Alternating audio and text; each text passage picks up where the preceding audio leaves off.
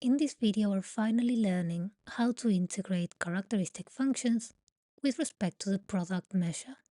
In particular, we're going to prove this theorem here in the screen. Now, before we start, let me remind you that you can support the channel in a few different ways.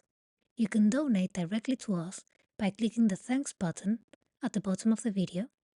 You can also buy some t-shirts in our store.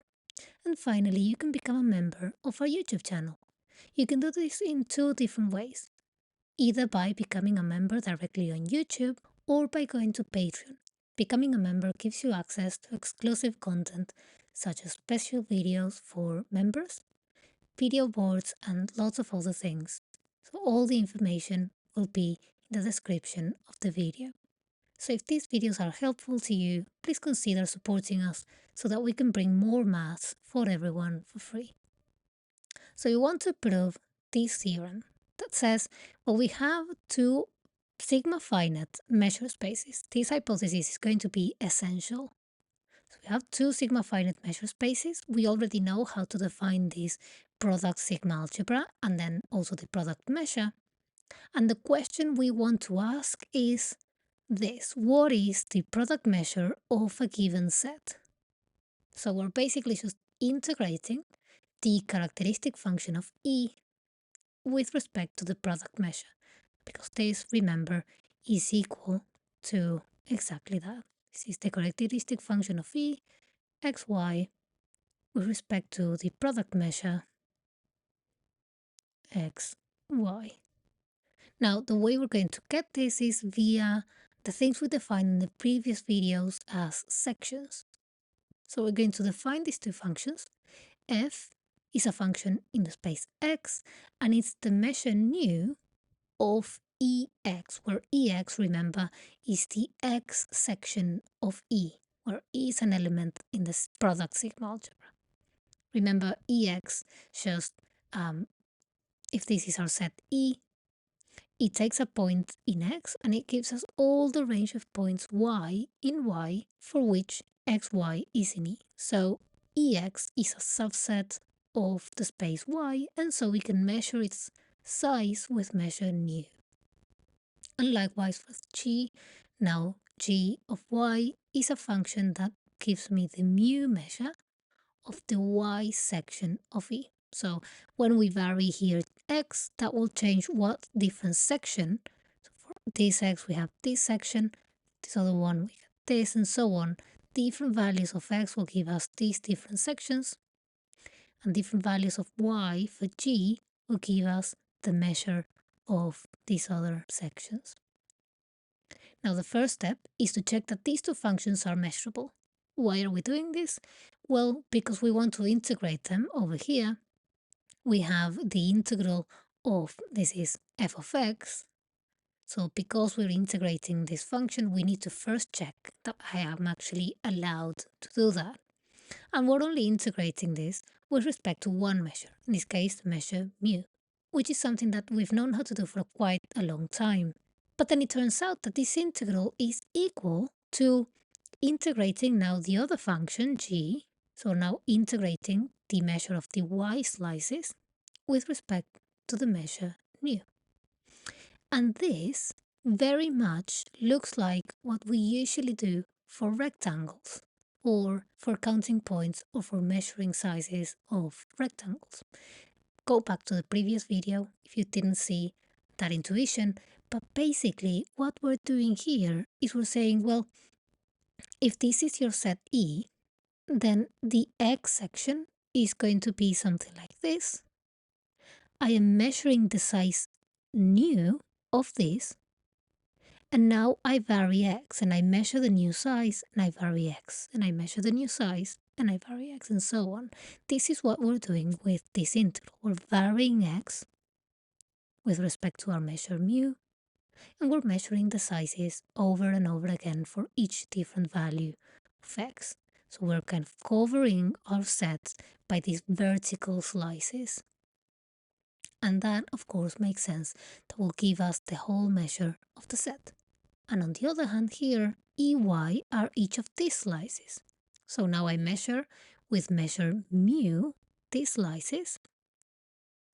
and I vary the slice with respect to nu. So I vary the slice and I measure it, I vary the slice and I measure it, and so on. I keep adding all these different lines together, all these sizes, and that again will give us the measure of the whole set. Now, this is the intuition. Of course, this is much, much deeper than just this very poor drawing that I'm doing. Let's have a look at the proof. Now, the proof will actually surprise us because we will encounter a technical difficulty that we'll get over by considering something called a monotone class. So we're going to learn about these monotone classes while we're doing the proof for the theorem. They're very simple, it's nothing we need to worry about. It's just a very, very minor technical difficulty. Once we have that, we will have this amazing theorem. So the rest of the video will be about proving this theorem and how we define these monotone classes and why they come up. We're working with these sigma finite spaces. Remember, sigma finite meant that our spaces can be written as a union of sets, a countable union of sets, where each of those sets has finite measure. Now let's consider a simpler case, which will already be quite difficult to prove. So first let's just deal with the case when our spaces x and y are finite. So that is, they have finite measure, each one with its corresponding measure. So let's prove the theorem for this case and then extend it for sigma finite. So we have to prove quite a few things. We have to prove that these functions, f and g defined like this, are measurable with respect to this corresponding sigma algebra, and then that we can also have this very nice property about the measure of the entire set. Now this is a bit difficult to prove, just like this. We could prove each part individually, but let's try and do something a bit more general. Let's define this set M to be all the sets E in our sigma algebra, so in the product sigma algebra of x and y, for which the theorem holds. That is, the function f that takes x and gives me the measure of the x section is mx measurable. The function g that takes y and gives me the measure of the y section is my measurable, and such that we also have this very nice property. So we also have that the product measure of this set we're taking is equal to just integrating f with respect to mu and equal to integrating g with respect to nu. So we're just making one big bag and adding all the elements in our sigma algebra for which the theorem holds. Now, the theorem, ideally, holds for all elements in the sigma algebra. So what we want to show is that all the elements in our sigma algebra are part of this huge set that we formed M. So we want to show that the sigma algebra, which is the product sigma algebra again, is actually a subset of this bigger set M. Now, if you go back to previous videos where we defined this product sigma algebra, it came from an algebra. So one way of proving this is we have some sigma algebra including into something. One way of proving this would be to prove two things. That actually the algebra that generates the product sigma algebra, so that is the product algebra of mx and my, is a subset of M, and that M is a sigma algebra. Why would this be enough? Well, since we have A, then the sigma algebra generated by this algebra, this would be a subset of the sigma algebra generated by M. But if M is a sigma algebra already, then the sigma algebra generated by M is M itself. And why is this helpful? Well, the sigma algebra generated by this algebra, we know by definition is the product sigma algebra. And this is exactly what we want to show. So we had this very complicated problem, but we reduced it to proving just these two things. If I prove that the product algebra is in M, and M is a sigma algebra, then we have the proof of the theorem. My whole sigma algebra will be in M, which means that every element in my sigma algebra satisfies the things that I want for my theorem. Great. So that would be very nice, very easy. But there is a problem with this approach, and it's that property V may not hold. This big family that we are defining here may not be a sigma algebra.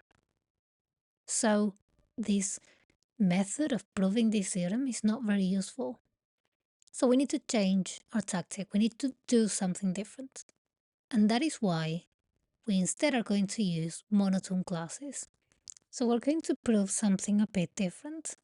So what would happen if we have A the same, so that the algebra of the product is in M, but let me change property V to say, well, instead of a sigma algebra, M is a monotone class. Well, what does it mean to be a monotone class? Two things. One, it means that if we take sets, let's call them M1, M2, and so on, a countable amount of sets in M, such that M1 is the smallest one, and then we are increasing, so M1 is contained in M2, and so on, then the union over all these sets, Mn, is also in the monotone class. So we start with some set M1, then we have another one that contains it, M2, and so on. Then the union, which can be an infinite union or a finite union, is in my set M. So we take an increasing sequence of sets, then the union is in M. And the second property of being a monotone class is, again, we take M1, M2, and so on, sets all in M. But now they are decreasing, so M1 will be the biggest of all, and then comes M2, and so on. So these are small sets that are now shrinking. And then what we have is that the intersection of all these sets, Mn, is also in M. So now M1 is a very big set, M2 is contained, and so on. We go to sets that are smaller and smaller. So this is what it means for a set to be a monotone class. Now, every sigma algebra is a monotone class. It could be that this set M was a sigma algebra, but in the case when M is not a sigma algebra, it may still be a monotone class. And why would now proving this A and B be any helpful for the theorem? I mean, what we want is still showing that the product sigma algebra is contained in M. So this is still our objective. Well, proving this for monotone classes will be useful because of the following lemma. This lemma, called the monotone class lemma, says that if we have an algebra A and a monotone class M, and A is contained in M, then the sigma algebra generated by A will be contained in M. Now, our algebra A will be the product algebra, and we're saying this algebra is contained in M. M is a monotone class, and so directly again by now the monotone class lemma, the sigma algebra generated by the algebra, so the algebra, remember, was the product algebra, is contained in M. And again, this is no more than the product sigma algebra. The proof of our theorem, which is we want to prove this inclusion here, reduces to proving this new version of A and B. A is the same, we're going to prove that this algebra is contained in M, but for B, we're going to prove that M is a monotone class.